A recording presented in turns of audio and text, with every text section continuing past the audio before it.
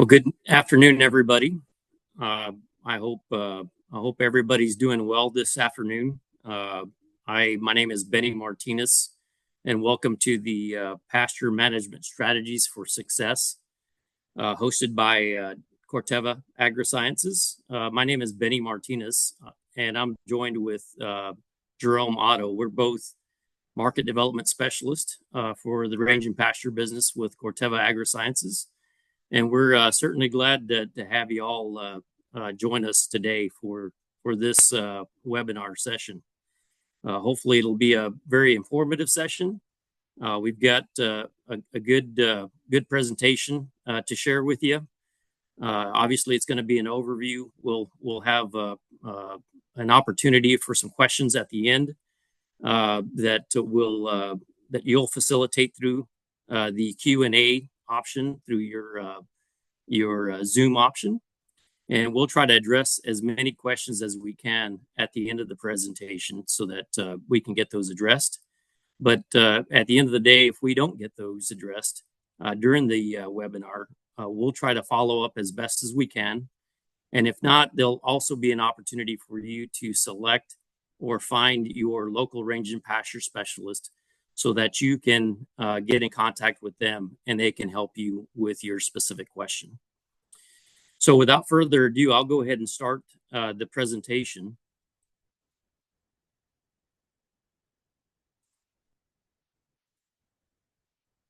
Let's see if I can get this to work here. Okay, so everybody should see the agenda screen. One of the things that we're going to spend the majority of the time in the webinar is reviewing a lot of the strategies that you can implement on your farm or ranch that will help you in successfully managing your pastures. Obviously, we're going to spend the majority of the time there, but we do also want to tell you a little bit about NovaGraze. NovaGraze herbicide is a new herbicide that we just launched this year. And so you'll get some details as it relates to NovaGraze specifically. We'll also talk to you about why control weeds. It's always important that we ask ourselves why. Why implement a practice? Why implement strategies for pasture management? So we're going to be reviewing the whys pretty consistently across this presentation.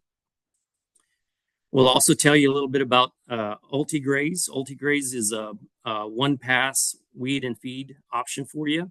It's a very rigid stewarded type approach to ensuring that you get the best quality product through a fertilizer and herbicide application on your pastures. And then we'll also touch base on a product that's called Grazon PD3. It offers a lot of opportunities for some fall applications. And so Jerome will address some opportunities and some key positioning points as it relates to Grazon PD3. So without further ado, we'll go ahead and get started on the strategies for success. One of the things that I wanted to start with is, why is livestock or why is managing forages important to your operation? Well, I think we all know the answer to that, but I think it's important for us to remember that we're forage producers first and then livestock producers second. Forages are the foundation to livestock production. If we don't have good quality forage, we're not really producing that finished product that we want to produce to take to market. And so, we often look at ourselves as livestock producers, but being forage managers is really the key to ensuring that you're getting the most return on your investment by ensuring that you're doing everything that you can to produce that quality forage. We know that forage is your lowest cost feed source.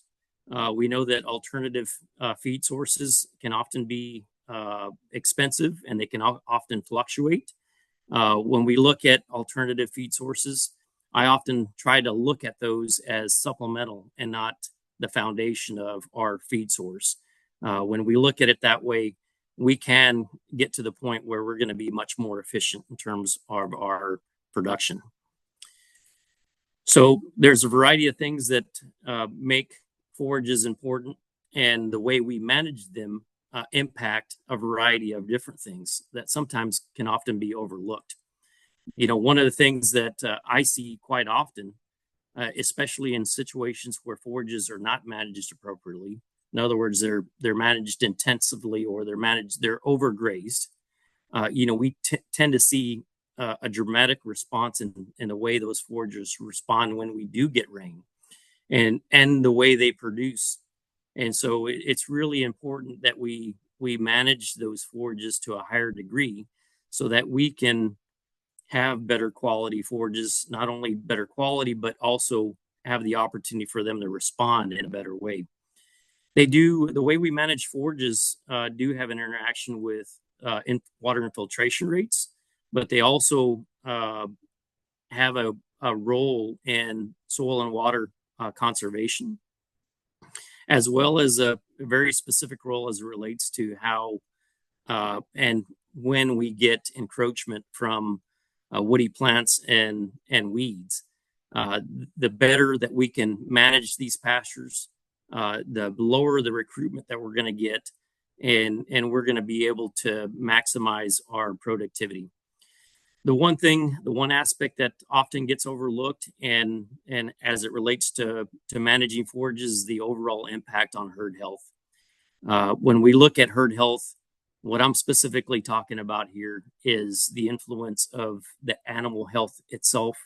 When we don't have a high quality or quantity of forage available for that livestock, we suffer by having potentially lower body condition scores, which have a direct impact with conception rates, but they also have a direct impact on that mother's ability to nourish that calf crop in a way that's going to return a higher return on investment. The other thing that I think about is parasitic or parasite loads. So when we're grazing these pastures short, they certainly have an impact on exposing our livestock to higher loads of those parasites that we want to try to stay away from as much as possible. So one of the things that we're going to talk about is how to develop, or maybe some key considerations when you're thinking about developing a pasture management calendar, which I think everybody needs to do. This will help you ensure that you're timely with some of these practices. You should consider making this very tailored to your specific operation. What I go through or what I see in my pastures down here in South Texas is going to be completely different than what maybe Jerome would see in pastures in Nebraska. And so they have to be tailored to your specific operation. They should focus on priority activities by season. So I think if you break it down by season, it's just easier for you to implement those given practices that'll help you with being timely on some of those specific practices that you want to implement in that specific calendar. Now, if you want to see an example of a calendar, we do have a calendar that's on our website. It's called the Corteva Pasture Improvement Calendar. And once we advance to one of the last slides, you'll actually see a QR code that you can actually go directly to that and find out more information about a breakdown by season of the different practices that you could potentially implement for this pasture management calendar. Make individual pasture assessments a priority. We're going to spend a little bit more time on pasture assessments specifically, and we're going to spend a little bit more time on them because they're significantly important. They're important for a variety of different reasons that we'll go over. You'll hear me talk about pasture assessments a couple more times. And again, the reason is because I feel like they're extremely important. So getting back to pasture assessments. Pasture assessments can be or pasture management is very dynamic. And the reason why it's dynamic is that even though our pasture tends to do very similar things throughout the season, it's quite dynamic because weather patterns change, temperatures change. We receive cold spells at different times of the year, and so we need to adjust our priorities to those practices specifically because of that. Pasture assessments can involve a variety of key metrics, and I'm going to share some key metrics based on a pasture condition scoring system that's already in place or already established. But this doesn't mean that you have to pick out these key metrics for yourself. It's just a baseline for you to maybe start with the metrics that are most important to you. They can be as intense as you want to make them at the end of the day. Sometimes people look at pasture assessments as something that's rather intimidating when you look at the degree of how far you can take it. But the key is that you implement some kind of regime in your program where you're making assessments based on your knowledge and your expertise in your pasture, so that you have a level playing set of information that you can use to best manage that pasture. Above and beyond, these pasture assessments serve as a great guide and a predictor to what will follow. All of us would love to have a crystal ball at our disposal so that we can figure out what's going to happen next. Well, this is about as close as you can get to having a crystal ball. These pasture assessments will give you an opportunity to see and predict what may be to follow that you need to consider in terms of your management program. So they aid in maximizing your grazing efficiency and land utilization. I think this is extremely important. They're not making any more land. Land is getting more expensive, and so the better that we can manage that land and be more efficient at utilization, the better and more profitable we're going to be with that particular situation. It also offers us the opportunity to detect threats from a herd health standpoint. Again, we talked about the toxic weed situation. If we're going into wintertime and we see some of these weeds that are known to be toxic, and we're bringing some stockers in, well, obviously stockers tend to be fairly ignorant about toxic weeds, and so that would be a very good key consideration that we can identify with a pasture assessment. So I was telling you about this comprehensive guide. This is a USDA NRCS guide to pasture condition scoring. It's a very thorough and intensive scoring system that you can use for pasture assessments. You can simply go on to the web or a web page and Google it, and you'll be able to find it. I will cover some specific points as it relates to this PCS. I think it offers us a lot of beneficial insights as we incorporate something that's more tailored to our particular operation. So the key indicators per the USDA NRCS pasture condition scores are percent desirable plants. Obviously, we want those to be forages that are consumable by livestock, and so that's a very important indicator. The percent legumes that are in your pasture, that's an important function of a healthy pasture. Live plant cover, and this includes dormant plants. Plant diversity. Plant residue and soil litter as soil cover. Grazing utilization and severity. Livestock concentration areas. Soil compaction and regenerative features. Plant vigor. And last but not least, it's erosion. We want to do everything that we can to reduce erosion in our pastures. So when should a pasture condition score be performed according to the USDA NRCS? Well, first of all, as a benchmark for the condition of your pasture, early in the growing season, before grazing events occur, at peak forage supply periods, at low forage supply periods, at plant stress periods such as drought or very wet conditions, and when conservation practices or management have been fully applied. So one thing that I wanted to switch gears on is some very specific fall activities. Since we are in the fall, I did want to spend a little bit of time talking to you about maybe some key activities that you may want to consider as we go into the fall period of the year. So first of all, pasture assessments. Yep, I'm driving this message home again. I can't tell you the importance of pasture assessments. One of the things that you can do in the fall period is to scout for weeds, brush, and bare soil.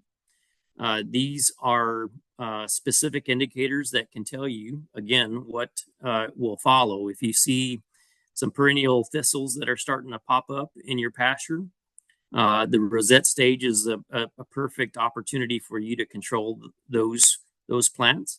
Maybe you go out and assess your pasture and you don't see a bunch of bare ground, or I'm sorry, you don't see a bunch of weeds, but you see a bunch of bare ground.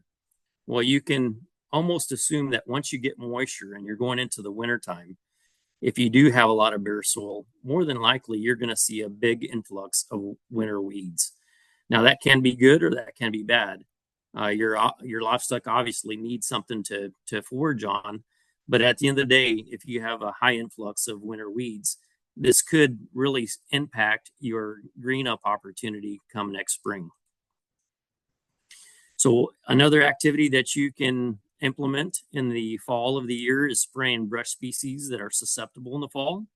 So this can include species like tallow and McCartney rose in parts of South Texas, but they can also include biennial thistles that we just spoke about, or the control of leafy spurge. Another problematic species that can be controlled in the fall is perennial broomweed or broom snakeweed. That's another species that's easily controlled in the fall of the year. The other activity that you could potentially implement in the fall of the year is reseeding legumes and grasses. Obviously, your cool season grasses would be the ones that people often think about, but I also consider fall of or the fall period a optimum opportunity to plant warm season perennials like Bermuda grass.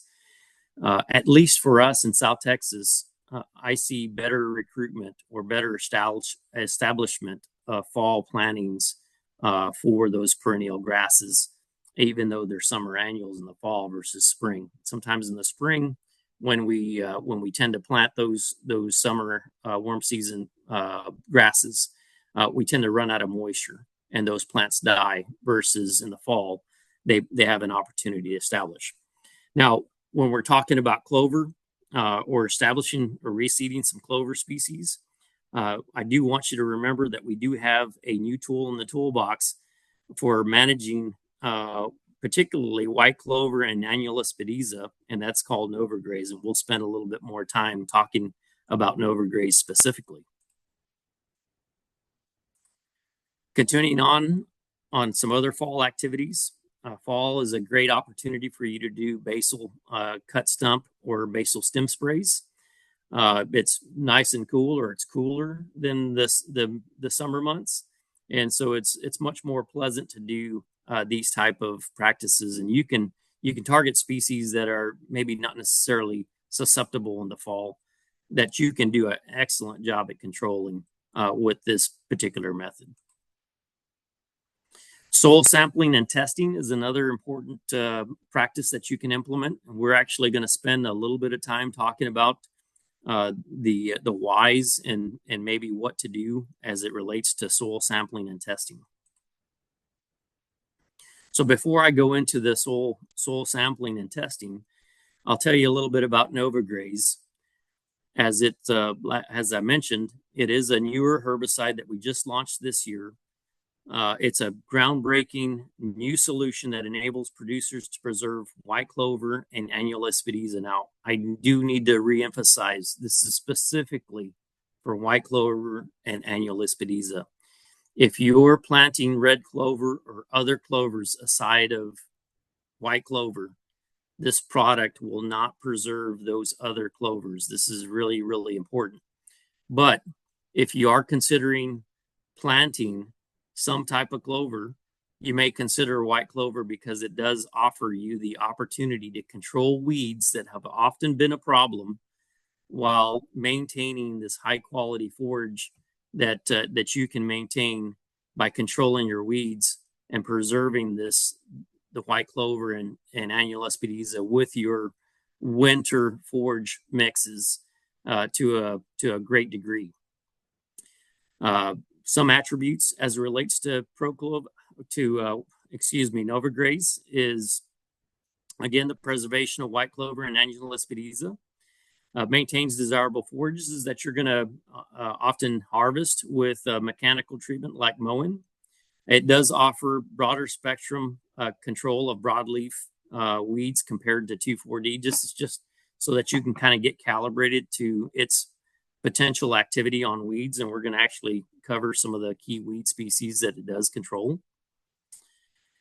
Other attributes include that this product does not have soil residual activity.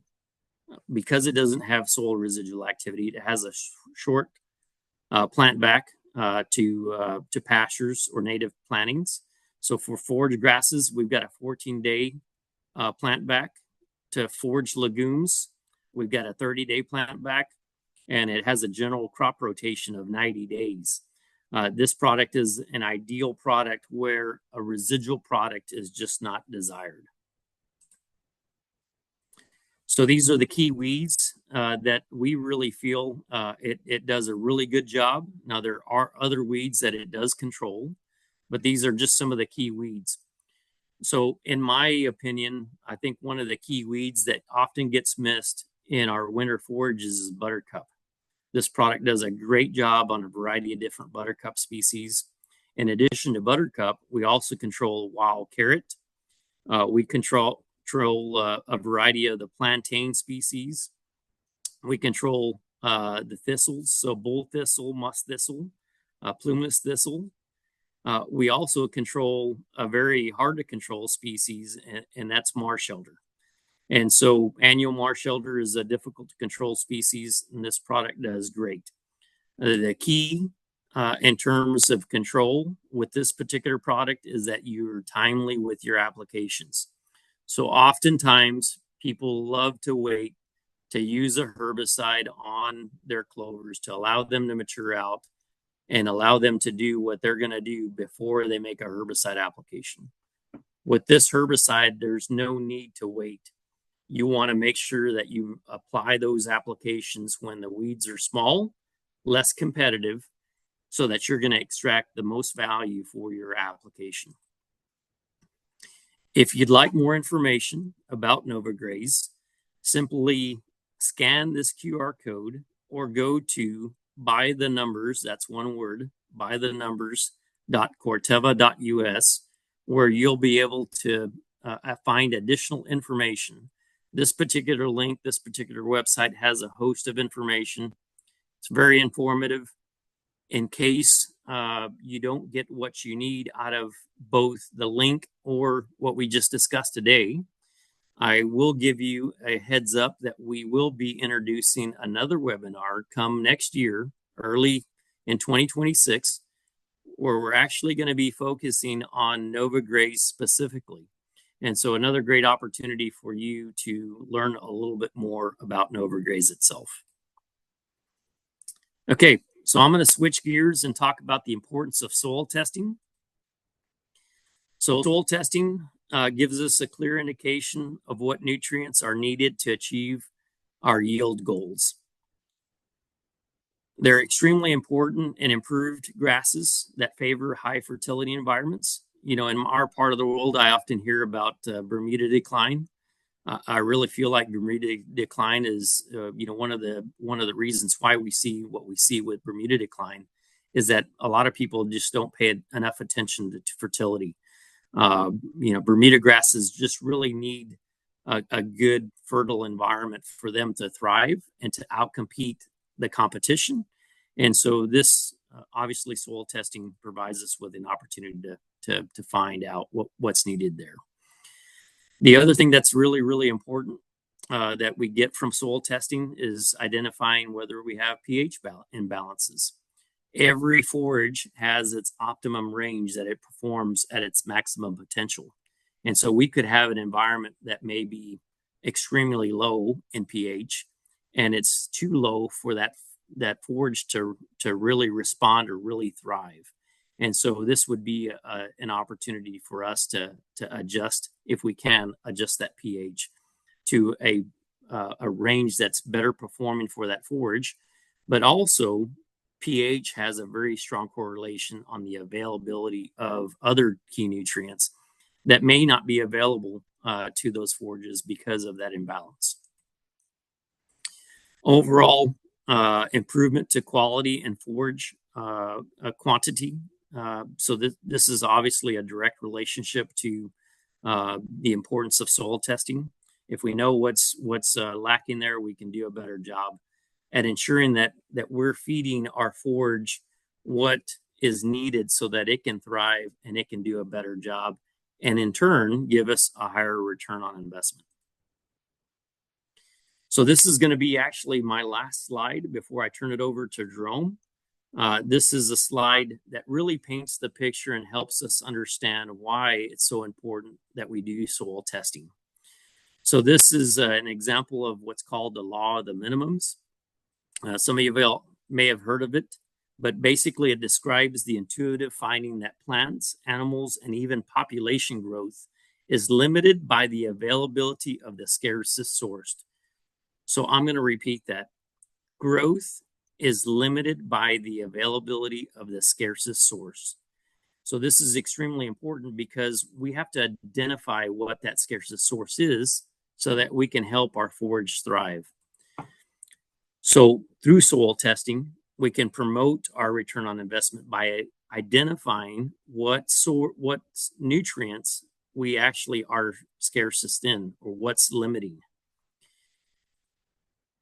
The law of the minimum demonstrates that fertilizing with the wrong nutrient can lead to yield loss, and yield loss equates to profit loss. So in this example, we can see in this barrel basically shows us that in this example, phosphorus is actually limiting. So the barrel is overflowing because it's limited in phosphorus. I want you to imagine this. I want you to imagine that we had this scenario with us being limited in phosphorus, and we actually fertilize with nitrogen, which is right here. So if we actually fertilize this pasture with nitrogen and we're deficient in phosphorus, more than likely what we would see is we would actually see the grass turn a greener color because it's being stimulated by the nitrogen, but we probably wouldn't see necessarily a yield response. And the reason why we wouldn't see a yield response is because we're deficient in phosphorus. How many times have you all actually have seen that? I know I've seen it. I've seen it personally in my pastures where I didn't do a soil test, and I went ahead and fertilized with a urea, thinking that my pasture needed nitrogen. Saw it green up, but I really didn't see it excel in terms of its forage production. And that's basically what happened in that situation. Now, what if we fertilized with nitrogen and potash? So these are the two nutrients on the right-hand side. We may see a green up. We may see that our forage is maybe a little bit healthier, but at the end of the day, we would not see a yield response because we're still deficient in phosphorus. And so if our soil test came back with this particular measures, what we would want to do is focus on, first of all, ensuring that we have phosphorus in our blend before anything else. And then we provide balanced nutrition so that we elevate those key nutrients that we're deficient in so that we can yield forage production. I appreciate the time. I'm going to go ahead and turn it over to my colleague, Jerome Otto, to take on the rest of the presentation. Jerome? Thank you so much, Benny, and welcome everyone. It's great to have you here. I'm going to give a quick introduction to myself. I grew up on a farm in Minnesota, and one of the things I want to challenge you is to think of your pasture the way that a row crop producer would think. So, when my parents were raising, for example, a field of corn, they knew what they were hoping to get for price per bushel, the bushels per acre, what's the break even price, the profit per acre, what's the herbicide that they would need to have to maximize that yield, and the fertilizer that was needed. How about soil pH? You heard Benny do some great talking points around that. And so, what's the overall management that would be required to have a maximum yield? Well, as a pasture-based beef operation, what is the price per pound you're hoping to get? How many pounds of beef per acre can you hope to achieve? What's the break-even price that you would need? And based on all that, what is your profit per acre in the pasture? If it's weed control that you're considering, what herbicide do you need for maximum yield potential? And what's the fertilizer that you need for maximum yield potential? And again, soil pH requirements. These are things that Benny and I would like you to consider because we believe it directly will impact your ability to become profitable. And it really comes down to what's the management required for the maximum carrying capacity of that pasture. This is what we really want to achieve, a pasture that looks like this. It's very productive, very profitable. So how do we achieve that? Well, let's talk a little bit about the why. Why do we control weeds? We have a number of university research papers that show that for every pound of weeds that you remove from your pasture, you will replace it with 1 to 1.5 pounds of usable forage.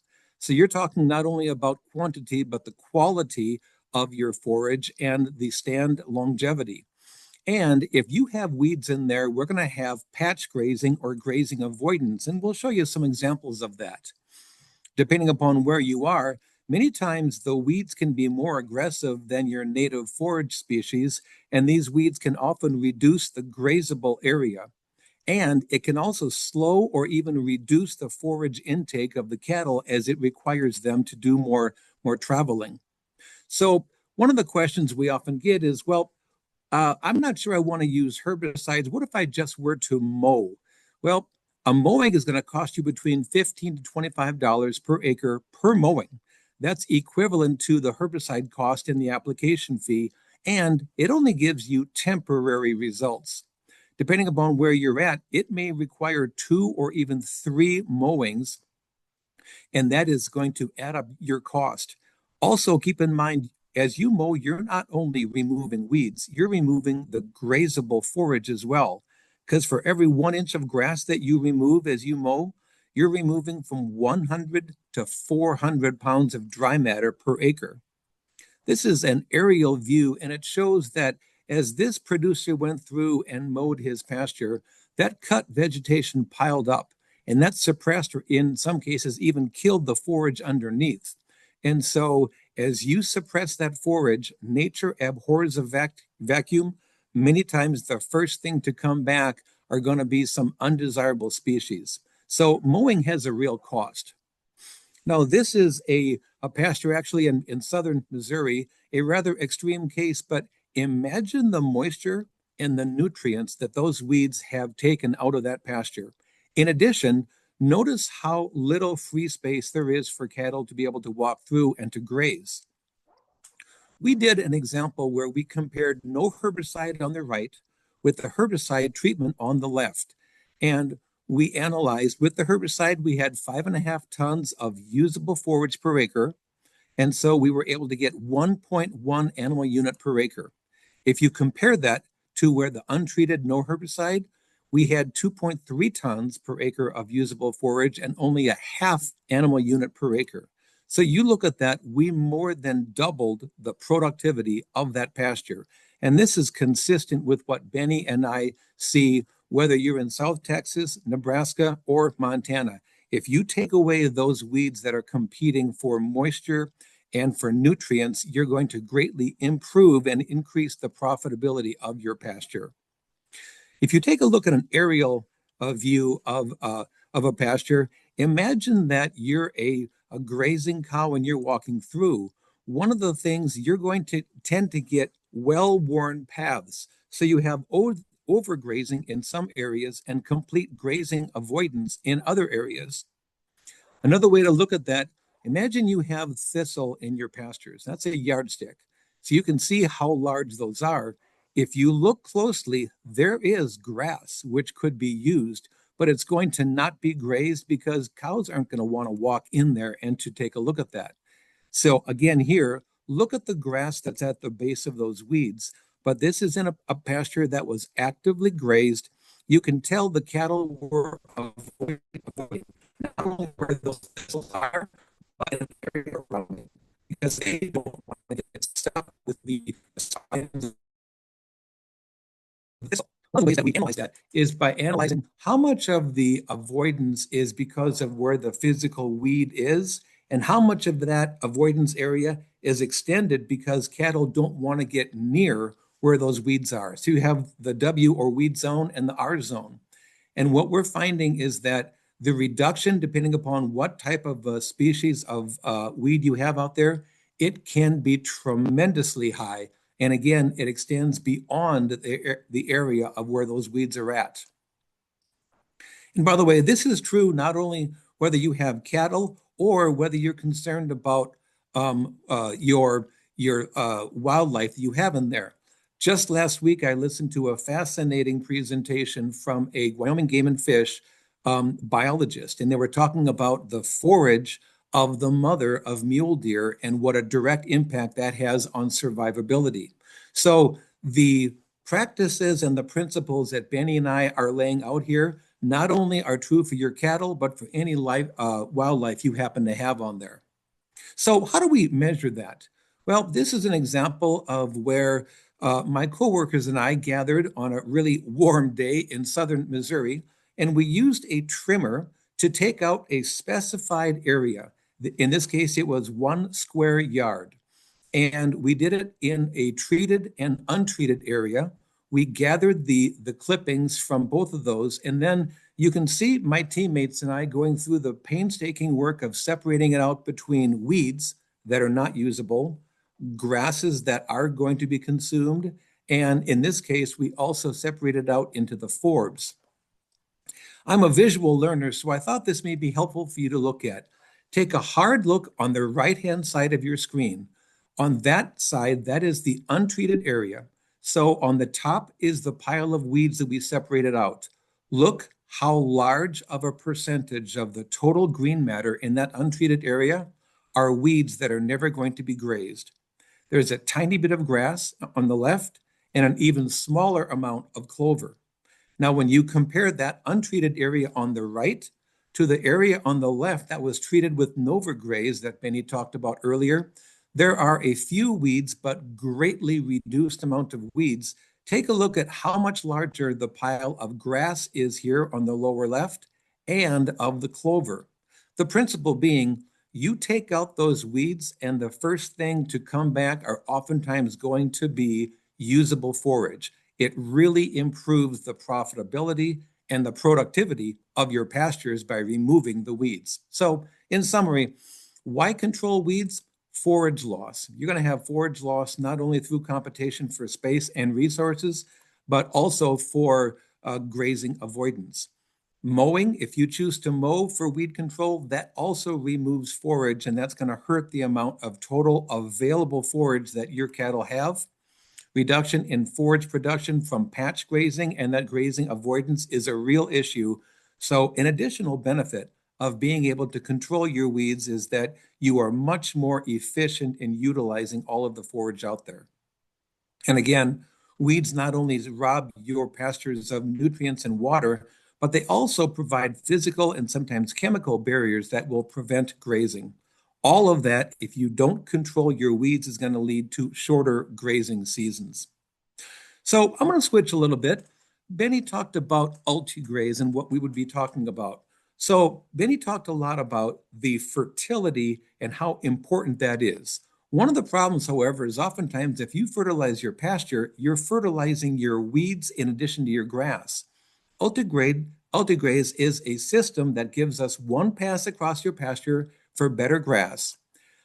We take a Ultigraze, and when you look at from a rancher's perspective, you get better forage production because you're getting fertility and weed control in one application. And that is saving you a trip across your pasture, which is going to save you both time and money. And we've found that by applying the fertilizer, it gives you more application flexibility in terms of wind and drift resistance. It's simple and convenient. You can either hire it custom applied or you can apply it yourself to your own pasture. And again, you are fertilizing your grass, not your weeds. So how does it work? We take a herbicide like Duracor herbicide and impregnate it onto dry fertilizer and then spread that impregnated dry fertilizer on your pasture. We then get a rain event which incorporates that into your pastures. So again, Duracor is a soil active herbicide. It's absorbed by weeds through the roots, so consider it more of a pre-emerge application with Ultigraze. We always tell people to expect about 70 to 80% control of what you'd get if you were to foliar apply. But again, keep in mind, you are getting both fertility and weed control in one application. So again, I'm a visual learner. On the day of application, we took some photos. If you look closely, you can see the fertilizer prills that have been put on the pasture. They're impregnated with Duracor. We get a rain event which incorporates that into the soil, and 30 days later, you can see that we begin to have good weed control there. And so when you go to 45 days, you can see that the grasses are doing very well because you've taken out the competition from those weeds, your weed and feed. It really does bring in and show you how well that works.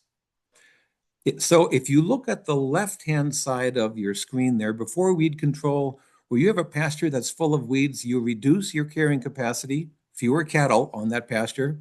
That means if you want more cattle, you have to purchase more feed, and you're going to get that spot grazing or grazing avoidance. Look over then to the right-hand side after weed control. With that more effective and efficient utilization of all the resources, you can increase your stocking rates. Your grass replaces the weeds pound for pound, and you get long-term health of your grazing acres, and you actually get a longer grazing season by removing the competition from those weeds.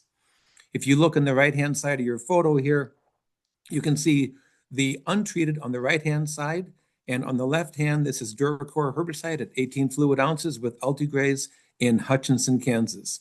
So it really does do a very visible, great job of improving the quality of those pastures. And again, we would, if you take a look, we have the Duracor, it's being sprayed into the top of a blender, and then that is going to be blended inside that blender. You then put that into a buggy, or you can go ahead and spread that on your pastures. Now, the one call out, and Benny mentioned this earlier, is product stewardship. If you look closely, this is the inside of an application buggy here. And so,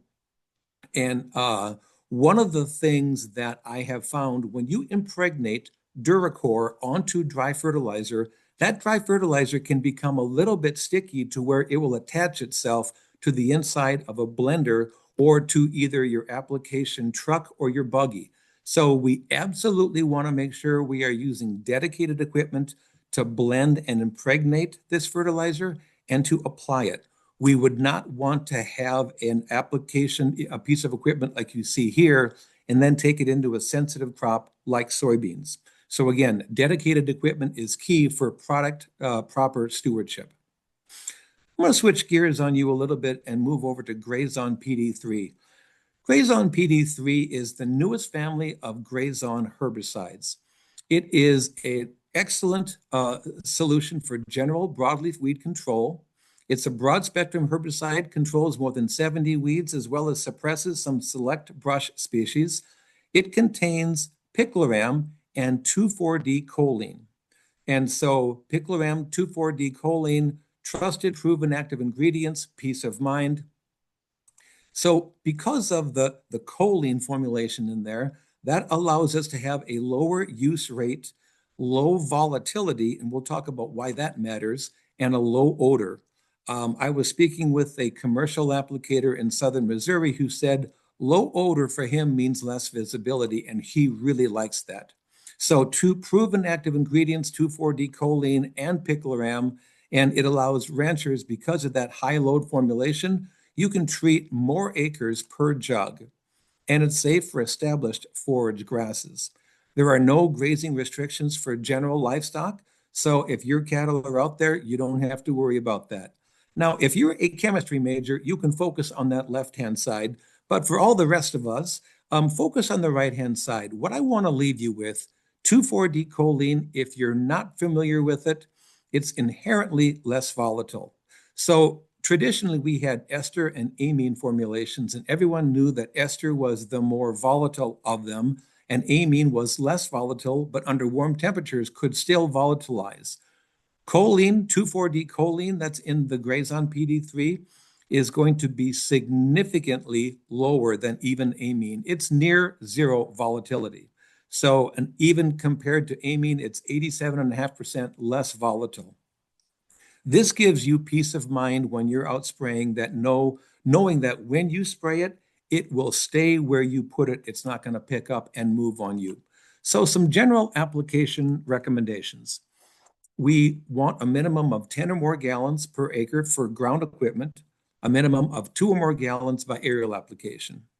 So the common use rate is going to be 20 fluid ounces per acre for general broadleaf weed control. And we always recommend a good non-ionic surfactant to help improve with the performance.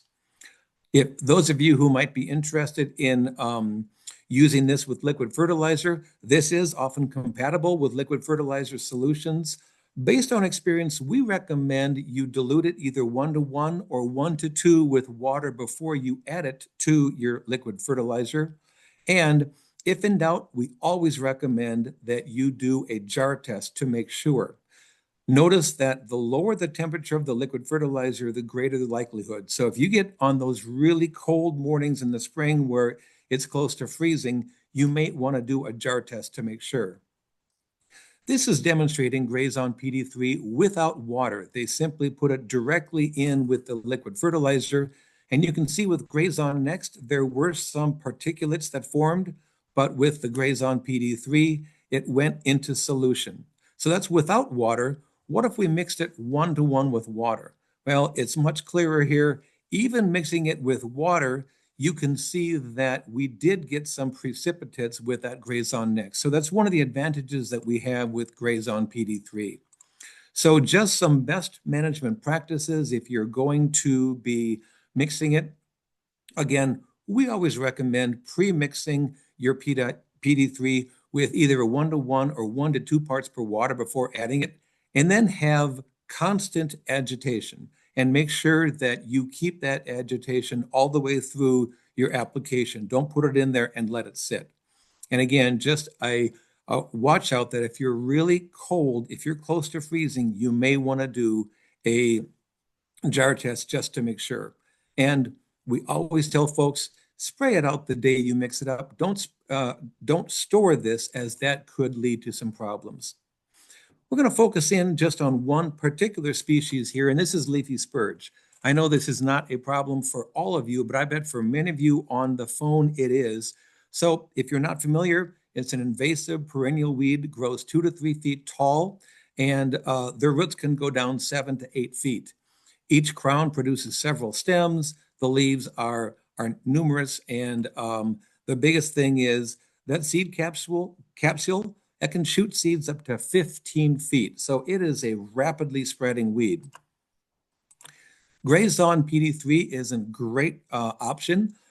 We always tell folks with leafy spurge, the root system is so extensive, this is going to be a 2 to 3 year treatment. It's not one and done. So even after you treat it 2 to 3 years, I would always advise you monitor that treated area for reinvading plants. If they start to come back in, then if necessary, go back in and to retreat. One of the good things about it, as you begin to knock that population of spurge down, one of the first things we'll see is that the forage release, those grasses will then help to compete and to keep the spurge in a more subdued area. So before I open it up for questions, I want to draw your attention. I would encourage you to put your grab a screenshot of these three QR codes. Benny mentioned the calendarizing your pasture improvement plan and that top QR code. That'll take you to that, a great resource. The middle one will take you to the website where you can learn all about the products that we have. And so anything that we talked about here from UltiGraze, NovaGraze, Grazon PD3, you can find with that middle QR code. And then finally, one of the things that we always find is, as Benny said, if you're in South Texas, the weed and brush problems you have are going to be very different from what I might be dealing with in northern Montana. So that lower QR code will take you to where you can find out who your local Corteva range and pasture specialist is. So with that, we will open it up. If there are questions that have come in, Benny and I would be happy to see if we could answer them.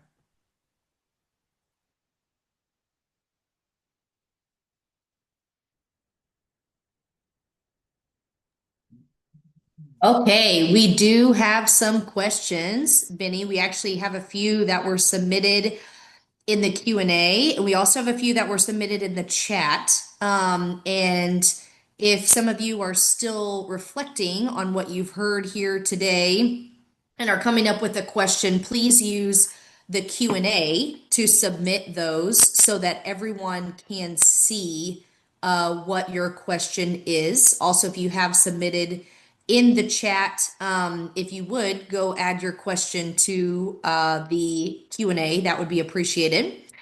But let's look here in the Q&A at what we have question-wise. So one question, does NovaGraze have a grazing restriction?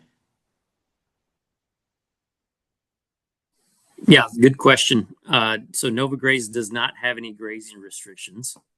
You can graze any form of livestock with or following an application of NovaGraze. Okay, thank you, Benny. Next question is what do you recommend for weed control in pastures with red clover?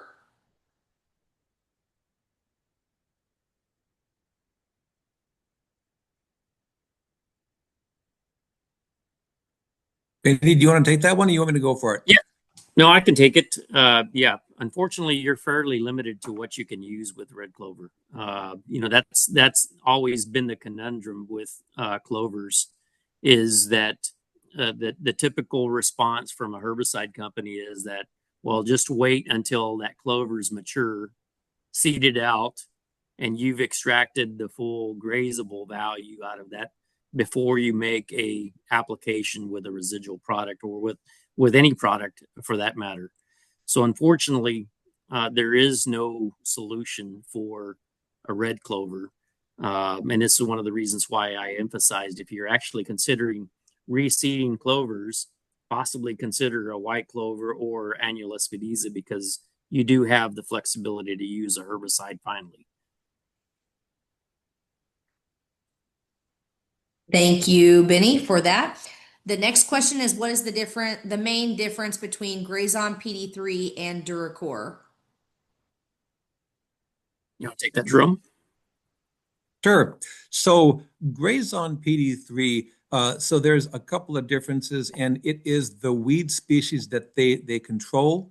Duracore is going to be the most broad spectrum of weeds in a pasture that you have.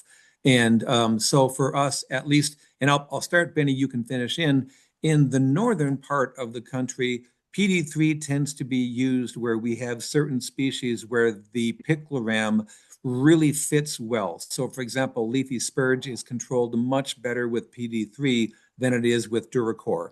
If you're looking at general broadleaf weed control, Duracore is going to be what we recommend.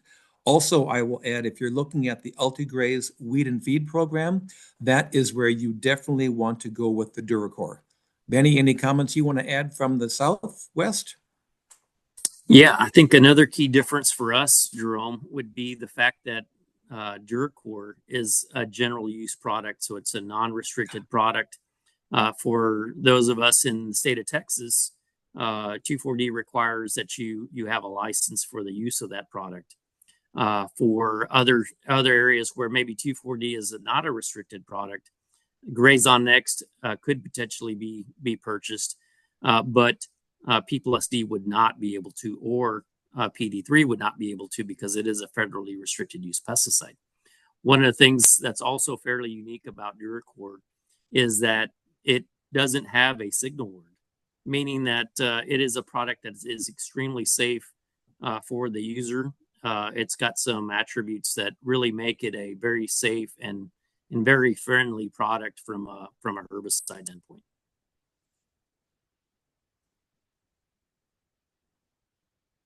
Okay.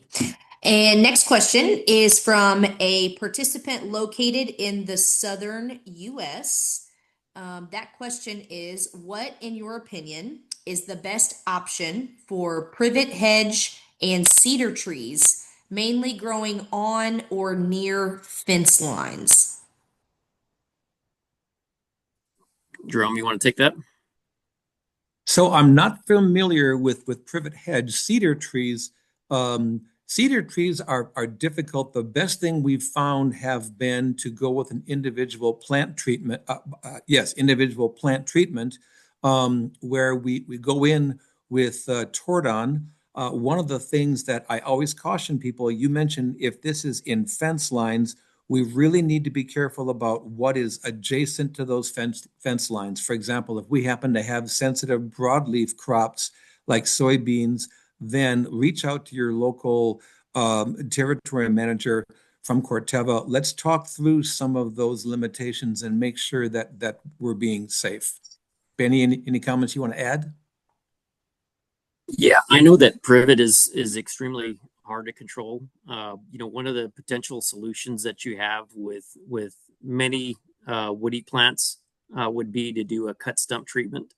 Cut stumps tend to be fairly non-selective. The other benefit on a fence line, if it's not too extensive, is that you can potentially control those and take those out at the same time versus spraying a live plant that has some biomass that is eventually going to die and lean over and potentially damage your fence. So if it's manageable, a cut stump is really a good potential solution for you to do that. And you would do that with Remedy and Diesel. Hey, thank you. Jerome, a question for you based on where you're located. How effective is impregnated herbicide versus foliar on perennial weeds like leafy spurge and western ragweed? Great question. So when I think of perennial weeds, I always think of leafy spurge or Canada thistle. If you have a deep-rooted perennial, then this is one time I would tell you that Ultigraze is not the best option for you, because you need to have both foliar and root absorption to be able to get good control. The other comment I often make to people is that while Ultigraze is a great option if you're looking at your annual or biannual broadleaf weeds, Ultigraze is not a good option for brush control.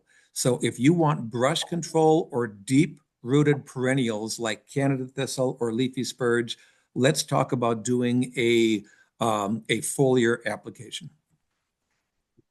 Yeah, just an additional comment, as it relates to ragweed, especially western ragweed, even though it's a perennial, my experience is that we do actually a fairly good job with Duracor because it's so active on that particular species. Now, it's going to vary from one perennial to the next. I'd encourage you to contact your local range and pasture specialist if you have maybe some other specifics to some other perennials. But Jerome's exactly right. From a brush standpoint and certain perennials, it's not going to do as good of a job compared to a foliar treatment.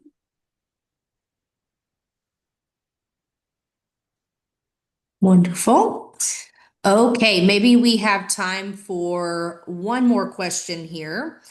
I was unable to get some of my pastures sprayed this summer and have had a great stand of ragweed. Any value in spraying this fall to have it in place for next spring, or wait until spring and spray then? Benny, you want to take that? Yeah, sure. I'll take that. Yeah, that's a great question. It's always better to spray earlier in the season. The only significant value that I see to doing something now is if you had the opportunity to actually influence seed production, and because of recruitment, that would be one case where maybe that would be a benefit. The other benefit is that maybe if you were in a warmer area where maybe there was just a little bit of growing season left, then I would say there would be some benefits. We have done some, and I know I've seen a lot of Western ragweed this year, probably the most that I've seen in any year. If you feel like you have some growing season left, or you want to try to at least minimize the amount of moisture that plant's continuing to utilize, that's the only place that I would actually recommend that you use it. Obviously, your earlier timing applications are going to make much more sense than to spray in a late season scenario.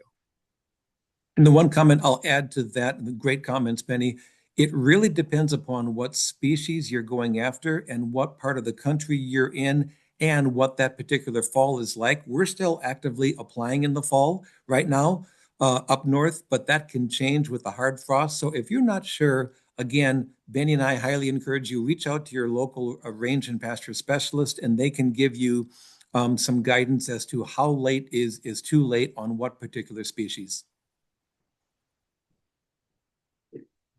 All right. Thank you for those of you that submitted questions. Some great questions that hopefully the answers provided by our Corteva experts were helpful to you in answering those and giving some recommendations for maybe how to solve some issues. I know there are still a few questions we were not able to get to in the allotted amount of time. However, we will be looking to follow up with those of you who submitted those questions we weren't able to get to. You are also more than welcome to visit rangeandpasture.com/specialist in order to find who your personal Corteva range and pasture specialist is in your geography. And that person would be more than happy to have a conversation with you and learn a little bit about your involvement in the industry or your operations as well. So with that, we will close the webinar. And again, thank you all for taking time out of your day and busy schedules to join us here at Corteva. Again, we thank you for joining us. So happy holidays to you and take care, everyone. Thanks for joining. Thank you. Well, good afternoon, everybody. I hope everybody's doing well this afternoon. My name is Benny Martinez, and welcome to the Pasture Management Strategies for Success, hosted by Corteva Agrisciences. My name is Benny Martinez, and I'm joined with Jerome Otto. We're both market development specialists for the range and pasture business with Corteva Agrisciences. And we're certainly glad to have you all join us today for this webinar session. Hopefully it'll be a very informative session. We've got a good presentation to share with you. Obviously, it's going to be an overview. We'll have an opportunity for some questions at the end that you'll facilitate through the Q&A option through your Zoom option. And we'll try to address as many questions as we can at the end of the presentation so that we can get those addressed. But at the end of the day, if we don't get those addressed during the webinar, we'll try to follow up as best as we can. And if not, there'll also be an opportunity for you to select or find your local range and pasture specialist so that you can get in contact with them and they can help you with your specific question. So without further ado, I'll go ahead and start the presentation.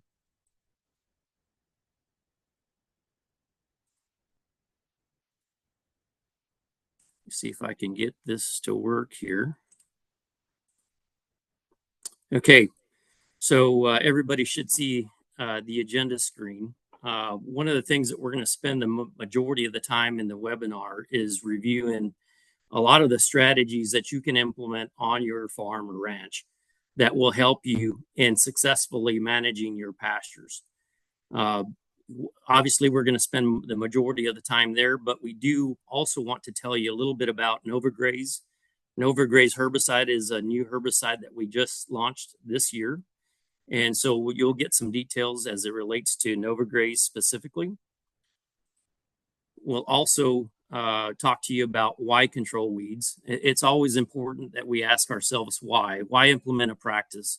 Why implement strategies for pasture management? So we're going to be reviewing the whys pretty consistently across this presentation. We'll also tell you a little bit about UltiGraze. UltiGraze is a one-pass weed and feed option for you.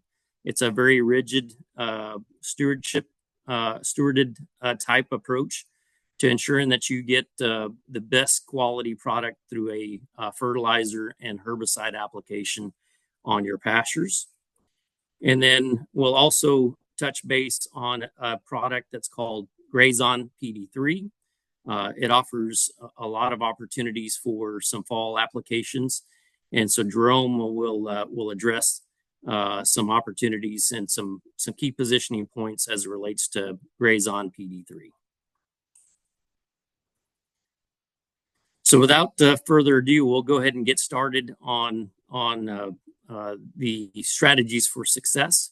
One of the things that I wanted to start with is, why is livestock or why is managing forages important to your operation?